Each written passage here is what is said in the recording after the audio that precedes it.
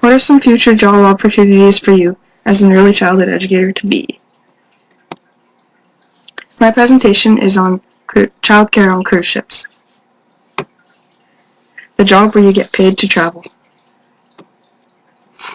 So first I'm going to talk about the impacts on the educator, and I thought I'd start with the living standards since that's the least appealing thing about the job.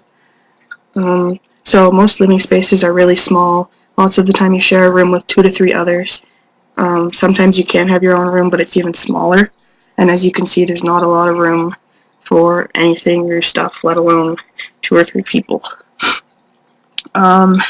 Usually staff do have access to employee dining halls and lounges, and as well they have access to all the ship's pools, spas, hot tubs, all that stuff when they're off duty. So that's at least one plus thing about the living standards. The hours all depend on your job, which I'm going to be talking about later. Sometimes morning, night, the day, it just all depends on the job. The pay, a typical salary is about $1,500 to $1,800 a month. Room and board is usually included in this, as well as benefit packages such as dental and travel benefits, and there's also usually family discounts.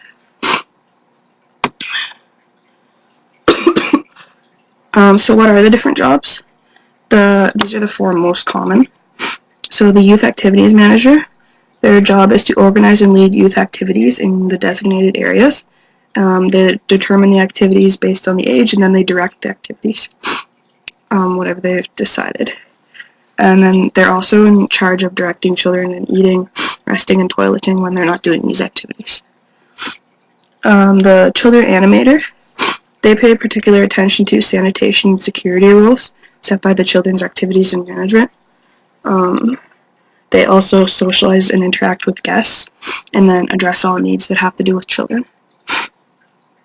The youth staff, so their job is basically just to create a fun, exciting atmosphere for children. They host a wide variety of games, they do different events, sports, all that kind of fun stuff.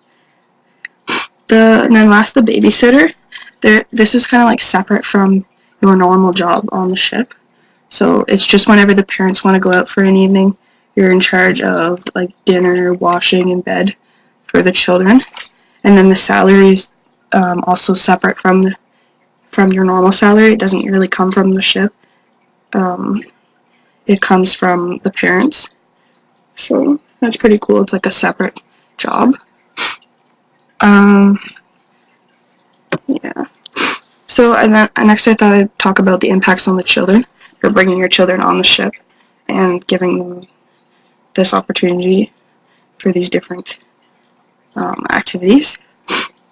So I'll start with the cons. So typically children have to be at least 3 to go to any of the kids clubs, and also toddlers who are not potty trained cannot use the pools.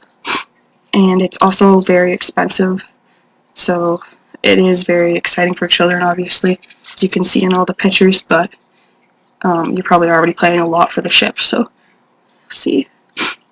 The pros, so there's always a wide variety of activities for different ages, different likes and dislikes. There's also lots of things to always do on ships depending on the ship. So there's water slides, mini golf, games, kids camps, and outdoor movies, and lots more.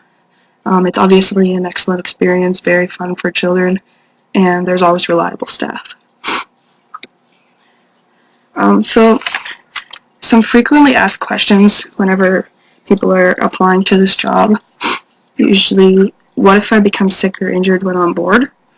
So you are always covered medically, and if not, like most of the time you're covered medically by the ship, and if not, people get covered on their own, so that's really never a problem. And you can also usually see the ship's nurse for free. So if you get sick or injured, that's not a huge deal. If hired, will the cruise line buy my uniform? So that all depends on the cruise line. Some will, some won't. But they're not very expensive, so that shouldn't be a huge worry. And another little point is almost all cruise lines require you to buy your own shoes that are in accordance with the uniforms. How much time do I spend off the ship while on a cruise? That just depends on 3 factors. Your contract with the employer, so do they want you on or off the ship? It also depends on the amount of time the ship allows passengers to visit the different ports, so just depends if you have time, if you're busy with your job or not. And the last question is, and the last thing is, it depends on your position. So if you're with children on the ship at the time, obviously you can't go off the cruise. And here are my sources. Thank you for listening to my presentation.